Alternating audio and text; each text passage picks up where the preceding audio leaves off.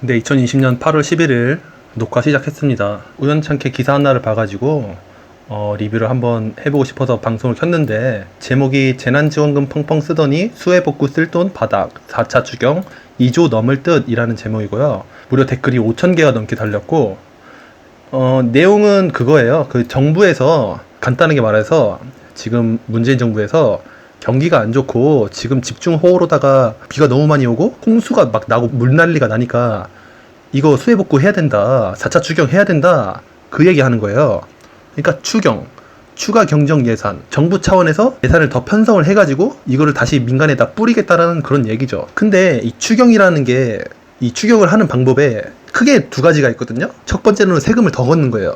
지금 부동산 정책이니 해가지고 어마어마하게 걷고 있잖아요. 보유세 인상하고 양도세 인상하고 취득세 인상하고 막 그러면서 어마어마하게 걷고 있잖아요, 지금. 그런 거 그렇게 세금으로 걷는 게 있고, 두 번째로는 이 정부가 시장을 상대로 국채를 발행을 하는 거예요. 정부가 시장을 상대로 국채를 발행해가지고 거기서 오는 돈으로 갖다가 이제 예산을 편성을 한다라는 건데, 네, 그래가지고 지금 추경이 아직 시작되지도 않았는데 그 추경 얘기가 사실은 열흘 전부터 슬슬 나오고 있었어요. 그래서 4차 추경 할 것 같다, 추경을 한다라고 하면은 그 방법이 세금보다는 아무래도 채권 발행이 되지 않겠느냐라는 그러한 심리가 이 시장에 전반적으로 깔렸는데, 그래가지고 추경 이야기가 나오고 나서부터 지금 보시면은 7월 31일부터 지금까지 이게 보시면은 이게 채권 금리거든요. 금리가 이렇게 계속 올라가고 있는 거야. 금리가 지금 보시면은 1.26%에서 1.375%로 한 0.1%, 10일 만에 한 0.1%가 올랐는데, 이게 왜 오르냐면요, 제가 지금부터 그 이유를 제가 간단하게 알려드릴게요. 보시면은 정부가 올해 들어 세 차례로 추경을 했다라고 하는데, 첫 번째로 1차 추경은 한 11조 규모였는데 그 중에 10조 정도가 이제 국채를 발행해가지고 그 민간의 자금을 빨아들인 거죠. 그 다음에 3차 추경 총 35조인데 그 중에 한 23조의 자금을, 이 시장에 있는 23조의 자금을 갖다가 그걸 빨아들여가지고 그걸로 정부 차원에서 예산을 편성해서 그걸로 다시 그걸 정책을 실행을 한 거예요. 자, 그러면 보세요. 경제 용어 중에 구축 효과라는 용어가 있어요. 이 구축 효과라는 게 뭐냐면은 악화가 양화를 내쫓는다 해가지고, 그러니까 간단히 말해서 나쁜 돈이 좋은 돈을 내쫓는 거예요. 지금 제가 결론만 말씀드리면은 지금 정부가 하는 짓이, 이 추경이 좋은 돈을 내쫓는 거예요. 추경이라는 나쁜 돈이 이 좋은 돈을 내쫓는다는 거죠. 제가 그 메커니즘이 어떻게 되는지 제가 지금부터 알려드릴 텐데, 그러니까 지금 3차 추경을 보시면은 그 총 35조 규모인데 그 중에 한 23조가 이 채권 발행으로 이루어지는 거네요. 그렇죠? 나머지 12조도 그 민간에 있는 세금을 빨아가지고 그걸로다가 이제 예산을 편성한다든지 그렇게 하는 건데, 정부에서 추경을 할 때는 크게 두 가지 방법인데, 그 두 번째로 이 채권을 발행한다는 게 뭐냐면은 이 시장에다가 이 한 10년짜리 국채를 갖다가 푸는 거예요. 국채를 파는 거죠. 국채를 파는데 이게 그러면 국채가 한 번에 정부라는 큰 손이 국채를 팔아버리는 거니까 국채 가격이 갑자기 이게 내려간다고요. 지금 경제도 안 좋은데 이 국채 가격이 비싸면은 이 사람들이 이 국채를 안 살 거 아니야.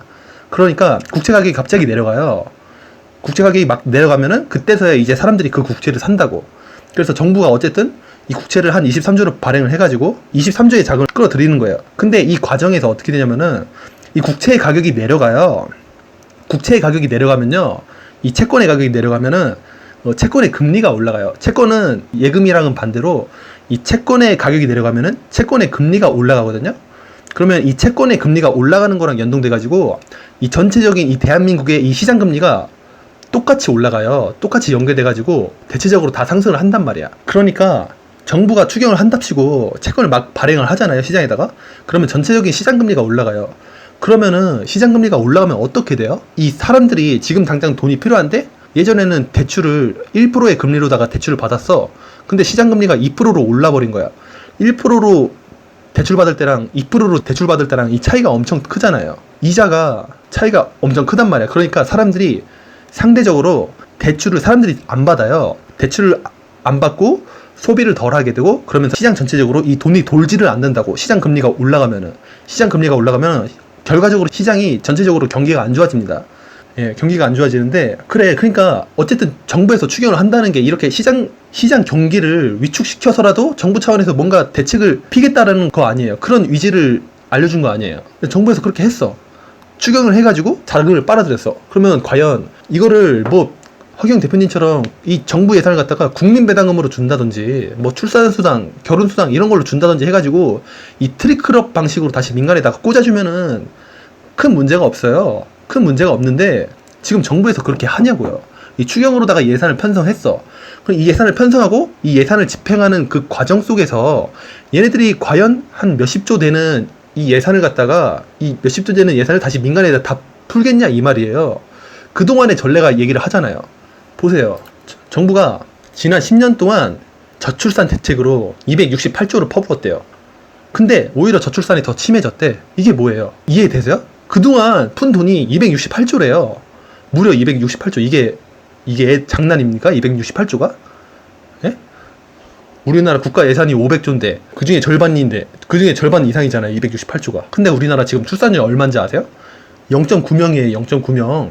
한 쌍의 부부가 결혼을 하면은 거기서 나오는 아기가 0.9명밖에 안 돼요. 0.9명. 일본이 지금 1.3명인가 1.4명으로 막 우리나라 저출산 심각하다 이러면서 일본이 난리법석을 부리는데 우리나라는 0.9명이에요. 지금. 이거 미친 거예요. 이거 망국이에요. 이거 나라 망한 거예요. 이거 이렇게 저출산이 심해졌어. 근데 저출산 대책을 안 핀 게 아니야. 오히려 막 268조나 퍼부면서 저출산 대책을 했어. 근데 왜 이거 저출산 오히려 더 심해졌어요? 왜 더 심해졌어요? 이 정부의 이 고위 공무원, 이 정치인이라는 이 높으신 분들께서 그동안 세금으로다가 그리고 채권 발행으로다가 268조라는 자금을 빨아들였어. 그래가지고 이걸 다시 결혼수당이라든지 출산수당으로 이걸 뿌리면은 상관이 없어. 근데 그렇게 했어요? 안 했잖아요. 이 268조 어떻게 썼어요? 뭐 저출산 대책을 연구한다는 연구비로 몇십조 나갔죠. 그리고 저출산 대책을 광고한다는 광고비로 또 몇십조 나가.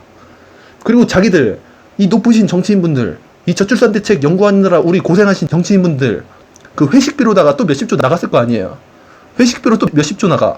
그래가지고 실제로 남은 예산은 한 26조밖에 안 돼. 나머지 90% 그냥 자기들이 어떻게든 이런 여러 가지 수단으로 다 닦아 쓴 거예요. 남은 돈은 한 26조밖에 안 돼. 이 26조 갖다가 그동안 주부분들에게 월 한 10만 원 이렇게 준 거예요. 나머지 26조를. 그럼 나머지 248조 어디 갔냐고요. 248조 그 높으신 분들이 그 상위 5% 되시는 그 높으신 정치인분들이 그거 다 가져간 거 아니에요. 이런 예시가 있잖아요. 또 지금 성인지 예산으로다가 27조 원이나 썼대. 성 불평등 개선하랬더니 이거 엉뚱한 데 썼다는 거 아니야. 이렇게 성인지 예산으로도 또 27조가 나가. 이런저런 이유로다가 매년 국가 예산이 500조인데 이 중에 최소 60%가 이렇게 막 여기저기 빠져나가는 거예요.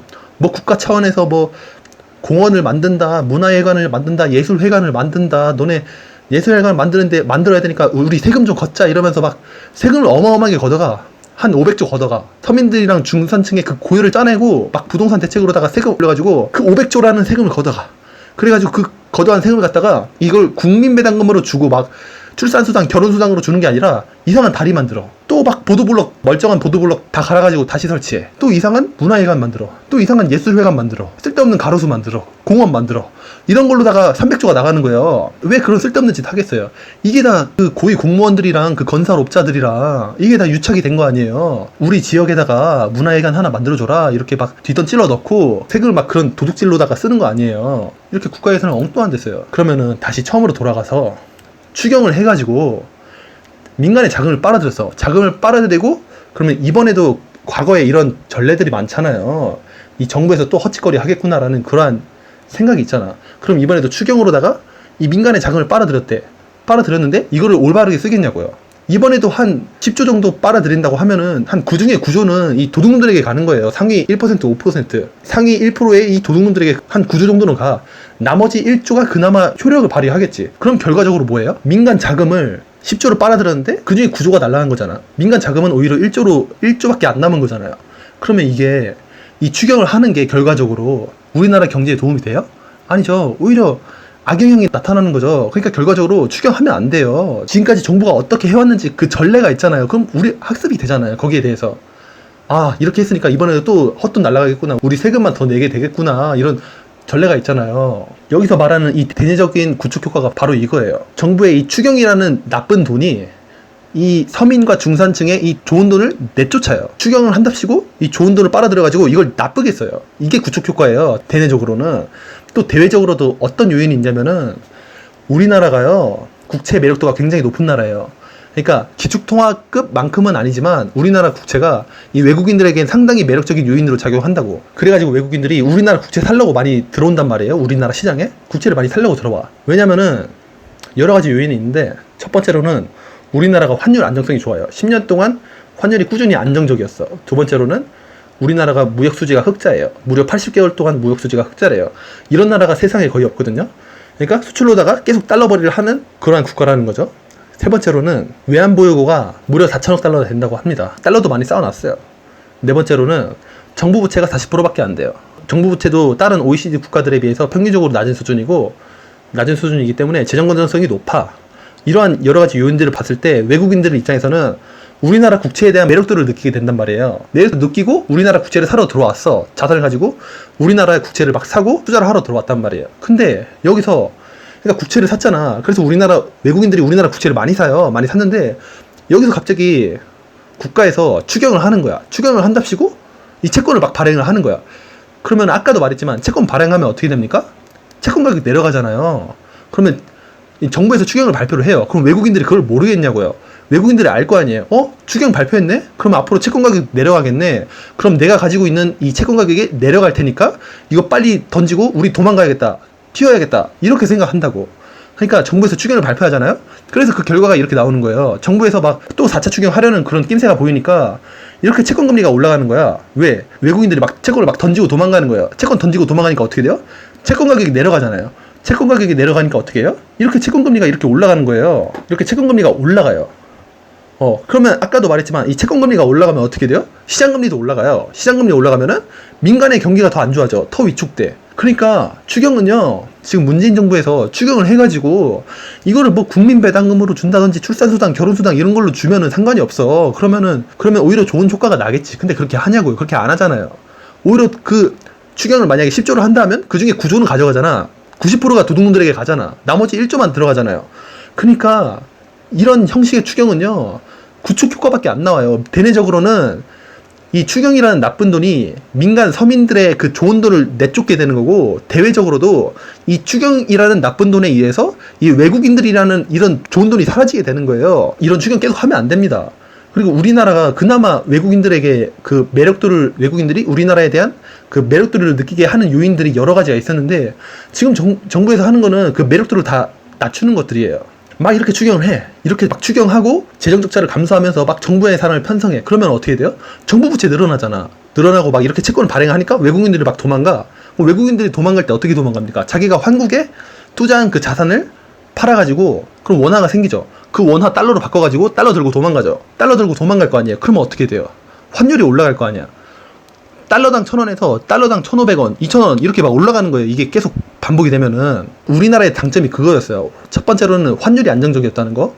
두 번째로는 정부 부채가 낮다는 거. 근데 지금 막 추경하잖아요. 이렇게 추경하고 막 이상한 정책 하잖아요. 그럼 환율이 올라요. 환율이 오르고 또 정부 부채가 올라. 그러면은 이러한 요인들 자체가 그나마 남아있는 외국인들도 저 나라 이상하다. 저 나라 정부 부채 계속 올라간다. 저 나라 환율 계속 올라간다. 이거 내가 여기서 버티고 있다가는 나도 손해보겠다 하면서 그나마 남아있는 외국인들도 자기가 가지고 있는 한국 자산 팔면 원화가 생기잖아. 그 원화 갖다가 달러로 바꿔가지고 또 도망가. 그러면 남아있는 외국인들 막 그렇게 도망가네? 그러면 끝까지 남아있던 외국인들도 자기가 가지고 있는 자산 팔아서 달러 챙기고 도망가요. 그럼 또 환율은 올라. 환율은 더 올라. 환율 더 오르니까 이제 정부에서 위기감을 느껴가지고 외환 보유고에 있는 달러 막 던져. 외환 보유고 계속 거덜나. 이런 악순환이 반복될 수가 있다는 거예요. IMF 사태가 왜 일어났어요? 이렇게 외국인들이 막 자본 들고 막 도망가니까 그거 방어한답시고 막 외환 보유고에 있는 달러 던지다가 달러 거덜나가지고 나타난 게 IMF 사태 아니에요. 외환 위기, 외환 거덜나가지고 나타난 게 그거잖아요. 그러니까 그런 상황이 올 수가 있다니까요. 이러다가 지금 정부에서 하는 행동이 국가의 이 성장 동력을 만드는 그런 행동이면 몰라. 그게 아니잖아요. 막 친기업 정책을 펴가지고 막 삼성 같은 국가, 삼성이라든지 막 현대 이런 국가들 막 대우해주고 막 정부 차원에서 밀어주고 그래가지고 국가의 성장 동력을 만들어서 실질적으로 국가가 성장하는 그러한 동력을 만들어주는 게 아니라 오히려 막 삼성이 노조 만들고 대우의 노조 만들고 뭐 상속세 내라 왜 안 내라 이러면서 여론 선동하고 막 이러면서 이재용 감옥에 가두려고 틈만 나면은 이런 짓 하잖아요. 지금 그러니까 우리나라가 사냐고요. 지금 하는 행동 하나하나가 지금 탈원전이랍시고 뭐 태양광이라고 탈원전이랍시고 막 태양광 막 산에다가 산 깎아가지고 거기에 태양광 설치하면서 막 자연 훼손하고 그래가지고 지금 장마철 오니까 더 산사태 심하게 나고 막 그러잖아요. 그런 짓을 막 하는데 이 나라 자체에 외국인들이 어떻게 매력을 느끼냐고. 이런 나라에 자기가 한국에 투자한 그 자산 가지고 막 도망가겠지. 막 주식판에 투자 자산 가지고 막 도망가는 거예요. 이거를 다 해결하려면은 허경 대표님의 그 정책이 필요한 거죠. 그 저출산 지금 268조 퍼부었대. 근데 저출산 더 심해졌대. 이거 출산수당 결혼수당으로 줬으면은 진작에 해결된 거 아니에요. 성인지 예산 이딴 거 왜 써요?